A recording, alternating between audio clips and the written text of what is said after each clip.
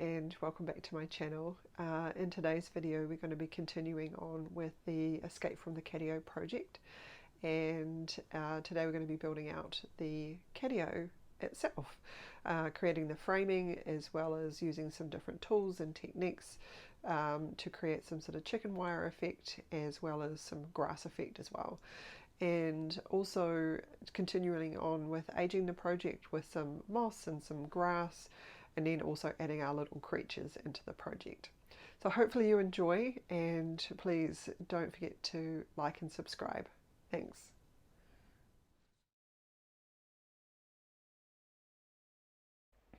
So to begin with, I sketched out a plan for the framing of the Catio.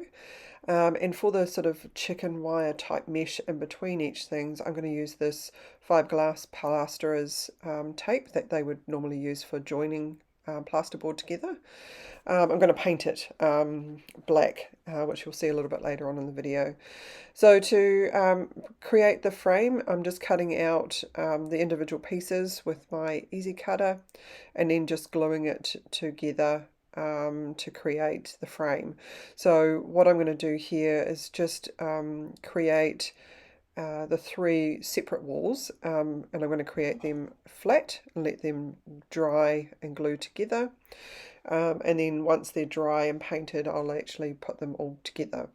So part of the plan, and I've got on the piece of paper there, was actually that is how do I make it so that it looks like it's been broken and abandoned and all of that sort of stuff.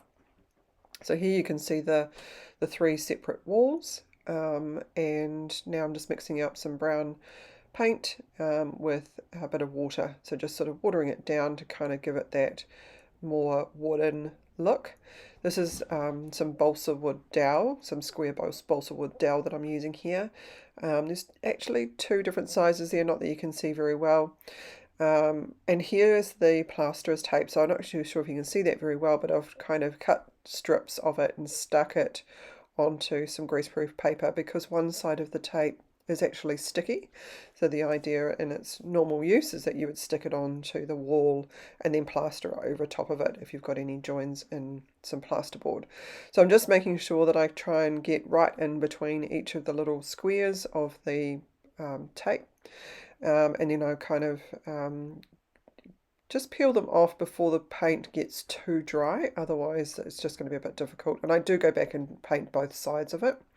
So here we can see that starting to put the walls together, so that kind of hopefully makes a little bit more sense, and sort of see how it would have broken down towards that outer edge, as if something may have fallen on it or it's just kind of weathered away over time. And here's that plasterboard tape, and just with it painted, and I'm just cutting away pieces of it and just gluing it in, as if it's kind of been ripped and damaged in some way. So yeah, it's just kind of piecing it all together and adding in the pieces, small pieces that have broken away.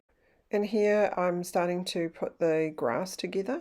It doesn't look like much grass at the moment. It's actually fur fabric, and I learnt this technique off another YouTube video. So basically using acrylic, watered down acrylic paint, and basically drenching the fur fabric in the paint, which allows it to kind of grab onto the fabric and the fur itself, and then just blotting out with a paper towel, just as all the excess kind of liquid. Here I'm using some little tufts of grass, so you can get these in any sort of model train store or any model shop, and they come in about 3 different sizes, so I'm just using those into the project.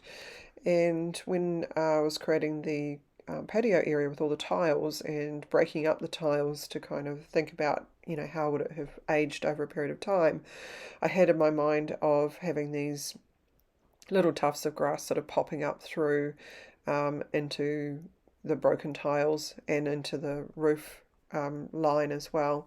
It's kind of a bit sticky on the back, but I do use glue just to put it into place as well. And here we've got another layer of greenery. So this is kind of a sponge type of material that's just coloured in a darker green. So it just gives a little bit more texture, a little bit more depth, a little bit more interest in it. So just using it on that little lamp there, little lantern, and then also into other parts of the project.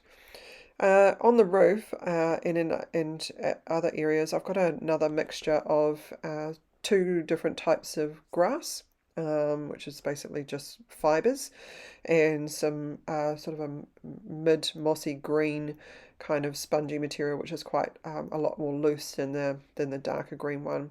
And here you can see I'm just kind of putting some glue around the project and using that same mixture onto the tiles and a little bit on the windowsill and just anywhere where I kind of think that any debris or moss or anything like that would have started to fall or started to grow. And it's quite a messy part of the project. And here I'm creating some platforms within the Catio. Not the whole thing, because I'm assuming that some of them would have broken or disappeared over a period of time. And so just using balsa wood here, which I think is just kind of a 3mm thickness on it, and just using my craft knife to sort of whittle away some of the edges so they're not so sharp and clean, using it to sort of scratch out some of the surface as well, and then using it to sort of feather out some of the edges as well, just to kind of give it the more of an aged effect. And also when I go to paint it, it'll come up with, the paint will sort of grab in some of those areas that I've removed and scratched away. So I'm not necessarily doing it all on both sides, but certainly doing it on the side that's mostly seen. So the paint that I use for this is a brown, but it's a slightly darker brown, or sort of a mid-tone brown compared to the brown that I've used on the Catio framing, just to give it a little bit of a textural difference. And also it is watered down acrylic paint so that it's not straight on there. It does absorb quite nicely into the balsa wood, and so it also adds the texture by grabbing onto those areas that I've cut away. The other thing that I do with this is also mix in some black and just go over that on a second coat to actually add some more details into the wood itself, to kind of get into the nooks and crannies, to just highlight some of those details, which you can see on this piece here, which is quite good. It's quite a little bit of fun to do, just kind of aging out the project, and yeah, it's kind of coming together. So once that's all done, I go back and make sure that it's all dry before I start to glue everything together. So the first bit I do is just glue these two pieces together, just because I want that to be sort of on an angle, and the bottom part of that post isn't going to be glued into the project. So as you can see, I'm starting to glue them together, and the reason why the bottom of the post isn't going to be glued in, because the back of the project I can actually remove, and I just need to make sure I'm a bit strategic about which bits get glued where. Here I'm just using a little bit of that watered down black paint to add a little bit more aging to the project, and just using a fine brush there to add some water, as if the water had been dripping down off that patio area. So just having a think about how it would look if it was aged. And here I'm gluing in the grass. So I haven't actually added any green into this, so it's actually kind of basically dead and dried grass, even though there's sort of moss in the catio itself. And then I'm just adding in some of our little friends. So we've got 3 different cats into the project, so are still hanging around, sort of playing around the area, as well as a bit of a little hound dog. And they're all sort of different sizes. Here we go, is Mr. Hound Dog having a bit of a sniff around. So yeah, just kind of adding in some characters into the project now, which is great. And I've got a little cat sitting up on the shelf there. So this was a really fun project to do, and I hope that you have enjoyed coming along this journey with me.